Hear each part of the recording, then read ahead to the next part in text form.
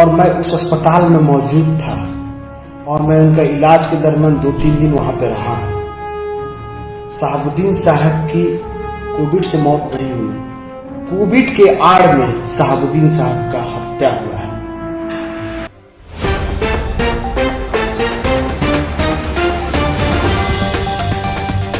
नमस्कार, मैं प्रिंस उपाध्याय सिवान से। मैं आपको बता दूं शहाबुद्दीन साहब के बारे में कुछ मैं बता रहा हूं। जो लोग कह रहे हैं कुछ लोग की उनकी कोविड से मौत हुई है, कुछ लोग कह रहे हैं कि उनकी हत्या हुई है, लेकिन मैं जो बताने जा रहा हूं मैं अपने आंखों देखा हाल आपको बताने जा रहा हूं। और मैं उस अस्पताल में मौजूद था और मैं उनका इलाज के दरमियान 2-3 दिन वहां पे रहा हूं। शहाबुद्दीन साहब की कोविड से मौत नहीं हुई, कोविड के आड़ में शहाबुद्दीन साहब का हत्या हुआ है। मैं आपको बता दूं कि शहाबुद्दीन साहब तिहाड़ जेल में बंद थे और उन्हीं के वार्ड में एक पाकिस्तानी ट्रेडिस्ट को रखा जाता है जो कोविड पॉजिटिव रहता है। और उसके बाद बोला जाता है कि शहाबुद्दीन साहब भी कोविड पॉजिटिव हो गए हैं और उसी वार्ड में छोटा राजन भी।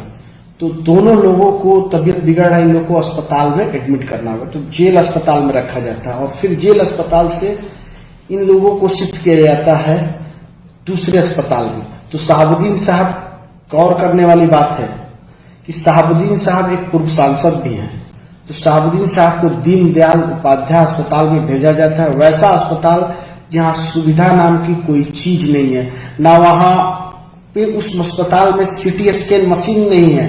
राजधानी भारत की राजधानी के अस्पताल में वहां पे सांसद साहब को रखा जाता है जहां सिटी स्कैन मशीन नहीं है, अच्छे लैब नहीं है, कोई जांच का व्यवस्था नहीं, कोई स्पेशलिस्ट डॉक्टर नहीं है। और वही छोटा राजन जो एक अंडरवर्ल्ड डॉन है उसको एम्स भेजा जाता है। मैं ये नहीं कह रहा हूं कि उसको एम्स क्यों भेजा गया। देखिए, जान सबकी जान की कीमत है और सबके जीने का अधिकार है, लेकिन एक सांसद को, एक पूर्व सांसद को उसकी जो सुविधा होती है, जो उसका प्रोटोकॉल होता है वो मिलना चाहिए। लेकिन किसके कहने से नहीं मिला ये प्रशासन को, शासन को बताना चाहिए। और जेल प्रशासन क्या करता है, उनको दीनदयाल उपाध्याय अस्पताल भेज देता है। जैसे उनके परिजन को मालूम चलता है वो दौड़े दौड़े भागे भागे दीनदयाल अस्पताल पहुंचते हैं। वहां उनके परिजन को मिलने नहीं दिया जाता है, बताया जाता है कि तबीयत उनकी खराब है, लेकिन किसी को मिलने नहीं देता। तब उनके परिजन कोर्ट का दरवाजा खटखटाते हैं तो कोर्ट से एक ऑर्डर आता है कि उनके परिजन को दिन में 2 बार मिलने दिया जाए और उनको एक मोबाइल फोन और एक चार्जर और एक बैटरी उनको दिया जाए, सिम, कि वो अपने परिजनों से बात कर सके और अपने स्वास्थ्य के बारे में जानकारी दे सके। और डॉक्टरों को आदेश दिया जाता है कि वो उनके परिजन को क्या ट्रीटमेंट चल रहा है उसकी जानकारी दें और उसका ख्याल रखा जाए। ये ऑर्डर हो जाता है, लेकिन वो ऑर्डर किसके कहने से सिग्नेचर नहीं होता है।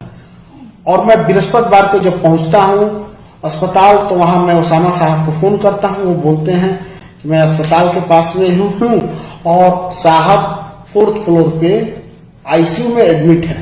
मैं 1:30 बजे अस्पताल के ऊपर 4th फ्लोर पे पहुंचता हूं 2 बजे और 1-1.5 घंटे इंतजार करने के बाद, गार्ड से रिक्वेस्ट करने के बाद वो डॉक्टर को बुलाता है। तो डॉक्टर बताता है कि शहाबुद्दीन साहब का स्थिति खराब है और उनकी तबीयत थोड़ी बिगड़ गई है, इसलिए हम उनको वेंटिलेटर पे रखे हुए हैं। मैं उसामा साहब को बताता हूं कैसे ऐसी बात है, वो वेंटिलेटर पे है। गौर करने के लिए यहाँ भी बात है, देखिए वेंटिलेटर पे कभी भी किसी पेशेंट को रखा जाता है तो उनके फैमिली मेंबर को जानकारी देकर एक पेपर पर सिग्नेचर किया जाता है, उसके बाद उनको वेंटिलेटर पे रखा जाता है। खैर, हो सकता है कि जानकारी दिया गया हो, लेकिन आगे देखिए क्या होता है। मैं अस्पताल में 4-5 घंटे रहता हूं, बताया जाता है कि उनका ऑक्सीजन लेवल गिरकर 88 आ गया है। 100 पर रखा गया है लेकिन 88 बता रहा है। वेंटिलेटर जो है वो उसको 100 पर चलाया जा रहा है और उनका ऑक्सीजन 88 है। उसके बाद मैं करीब 9, साढ़े 9 बजे, 10 बजे उसामा साहब बोलते हैं कि आप जाइए, आराम करिए, सुबह में आप आइएगा। तो मैं सुबह आराम करने जाऊंगा। मैं चला जाता हूं अस्पताल से होटल, पास में ही होटल रहता है। फिर सुबह मैं 7:30 में आ जाता हूं और उसामा साहब चल जाते हैं। 9:30 बजे करीब मैं फ्राइडे को राउंड पे जब डॉक्टर आते हैं तो जो भी अंदर वेंटिलेटर पर रहते हैं उनके अटेंडेंट से मिलते हैं, उनके बारे में बताते हैं। तो मैं वहां पर आता हूं तो मैं पूछता हूँ शहाबुद्दीन साहब के बारे में बताइए, मैं उनके घर से हूँ। तो बताया जाता है कि शहाबुद्दीन साहब के मुंह और नाक से ब्लड आ गया है, उनका मामला क्रिटिकल है और उनको प्लेटलेस प्लाज्मा ये चढ़ाना पड़ेगा।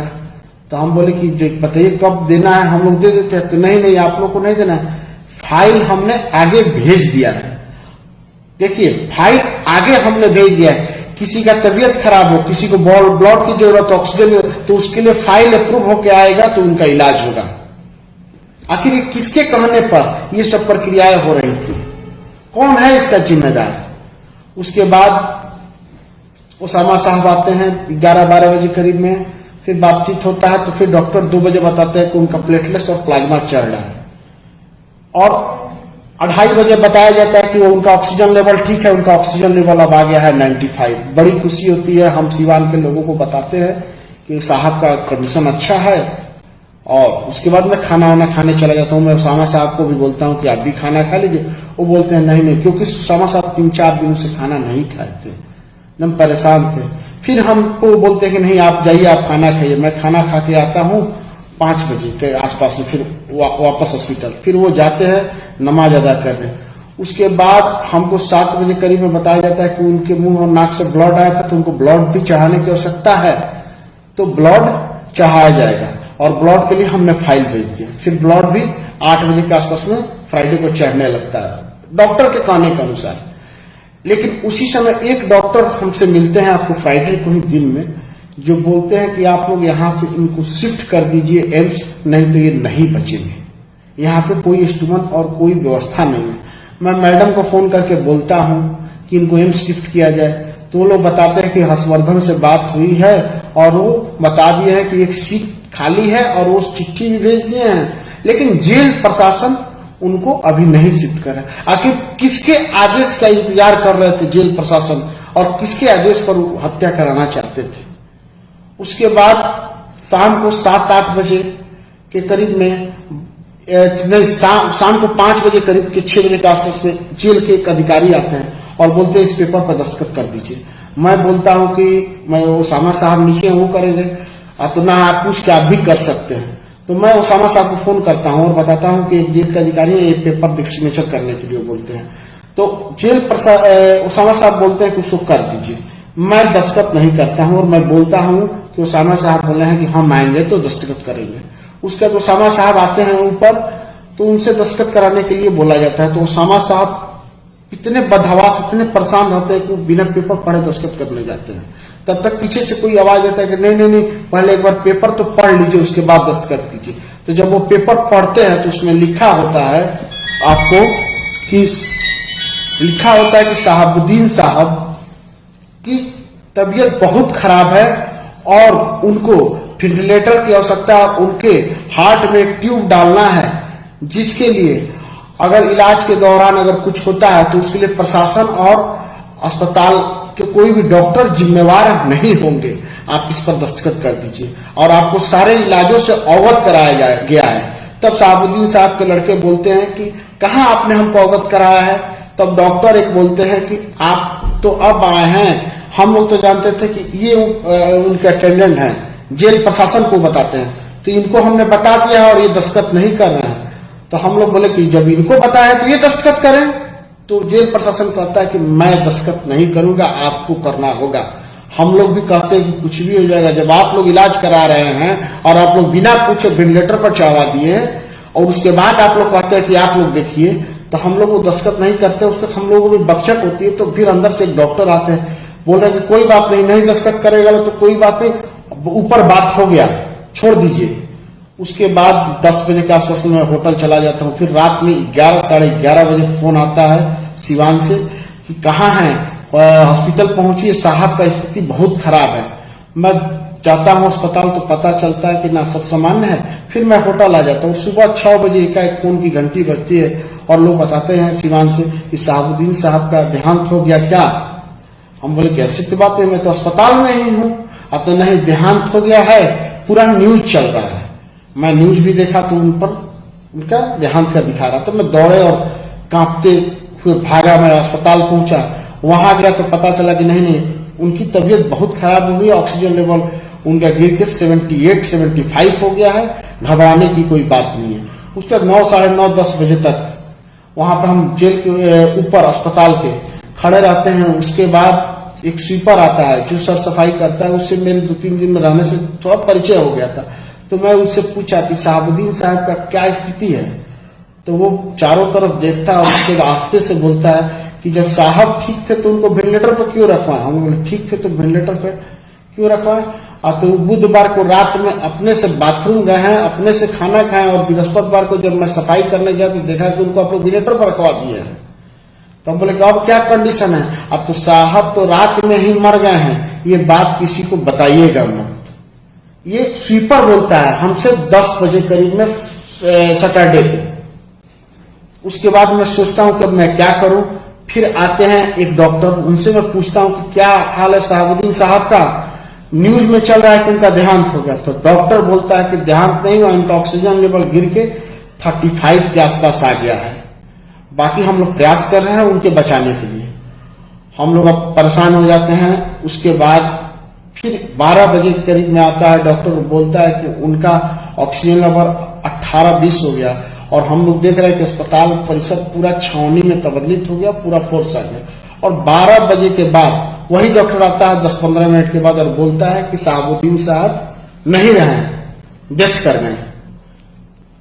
उसके बाद हम लोग को जो स्वीपर बोला था वो सत्य बोल रहा है कि ये सब किसके कहने से हुआ। और हमारी कुछ डॉक्टरों से बात हुई थी, वो लोग बताए थे कि जब भी ट्यूब डाला जाता है 100-200 पेशेंट पे एक पेशेंट का मुंह से ब्लड आता है, और शहाबुद्दीन साहब के मुंह और नाक से इतना ब्लड कैसे आया। ये सब जांच का विषय बनता है कि शहाबुद्दीन साहब का हत्या हुआ है। खैर हत्या तो करा दिया गया, लेकिन किसके इशारे पर हुआ, जेल डीजी ने क्यों करवाया, ये उसको बताना चाहिए और ये जांच होना चाहिए। और उसके बाद भी देखिए उनको कैसे परेशान किए जाते हैं। वहीं रोहित सरदाना जी जो आपको आज तक के एंकर हैं, उनका कोविड से देहांत हो जाता है। उनका बॉडी उनके गांव जाता है, और शहाबुद्दीन साहब का बॉडी हम लोग चाहते हैं कि सिवान लेके जाएं, तो वहां का प्रशासन हम लोग का बॉडी नहीं लाने देता है। कहता है कि नहीं, कोविड का बॉडी जिला से बाहर नहीं जाएगा, गाइडलाइन में नहीं है। हम लोग बहुत प्रयास करते हैं कि हमारे साहब का बॉडी सिवान जाए। खैर कोई बात नहीं, अच्छी बात है, क्योंकि हमारे साहब छोटे नेता नहीं थे, बड़े बड़े नेता, प्रधानमंत्री और राष्ट्रपति को दिल्ली राजधानी में दफनाया जाता है। हमारे साहब सिवान के नेता नहीं थे, बिहार के नेता नहीं थे, वो भारत के नेता थे, इसलिए हिंदुस्तान के नेता थे, इसलिए उनको दिल्ली में जगह मिला और दिल्ली में उनको दफनाया गया। और शहाबुद्दीन साहब हमारे विकास पुरुष थे, और ये विकास पुरुष सिवान की जनता ने नहीं, भाजपा के ही पूर्व प्रधानमंत्री स्वर्गीय अटल बिहारी वाजपेयी जी ने बोला था। और भारत में तीसरा स्थान था विकास पुरुष, और अटल जी ने बोला था सदन में कि सिवान का विकास पुरुष शहाबुद्दीन है।